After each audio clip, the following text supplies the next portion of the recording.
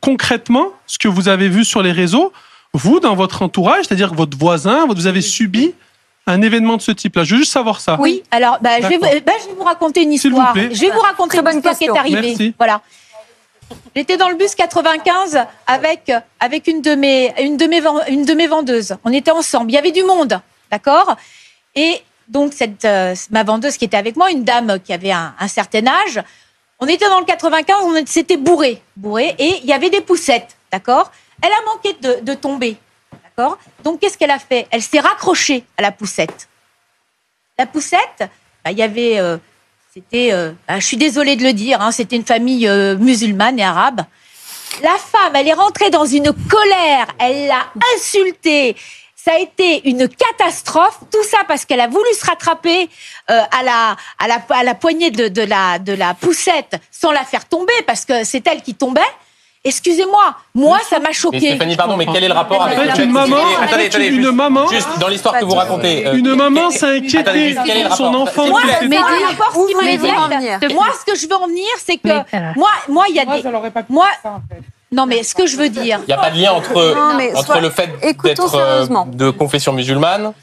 Quel est le lien avec l'histoire que vous racontez? Moi, ce qui me fait peur, ce sont les extrémistes. Voilà, les musulmans aujourd'hui extrémistes qui veulent imposer leurs lois, qui disent qu'ils veulent que la France soit musulmane et qui veulent nous foutre dehors. C'est ça qui me fait peur. C'est ce qu'on entend.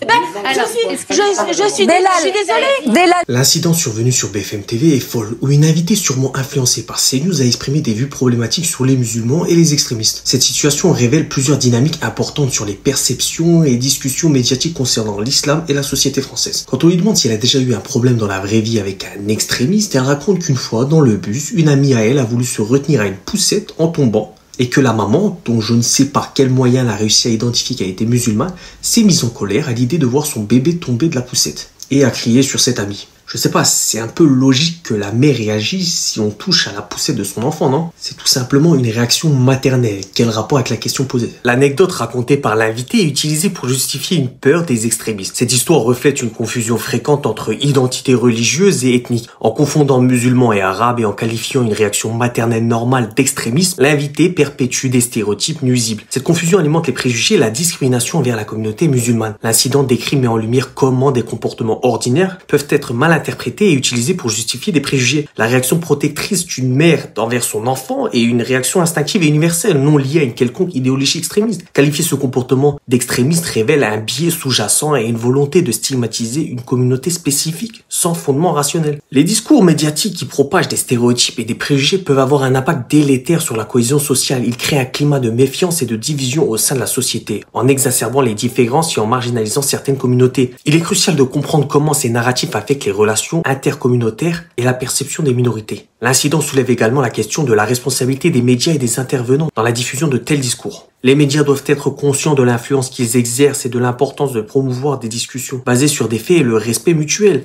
Les intervenants, quant à eux, doivent être choisis avec soin pour éviter la propagation de discours haineux ou discriminatoires. En résumé, cet incident sur BFM TV met en lumière des enjeux importants concernant l'influence des médias, la confusion entre identité religieuse et ethnique et l'impact des discours médiatiques sur la cohésion sociale. En tant que chaîne apolitique, il est essentiel de dénoncer ces dynamiques nuisibles et de promouvoir une communication responsable et respectueuse dans les médias. Une société harmonieuse repose sur la compréhension et le respect mutuel, et les médias jouent un rôle crucial dans la construction de cette harmonie. Bref, dites-moi ce que vous en pensez en commentaire, bien sûr, toujours dans le respect.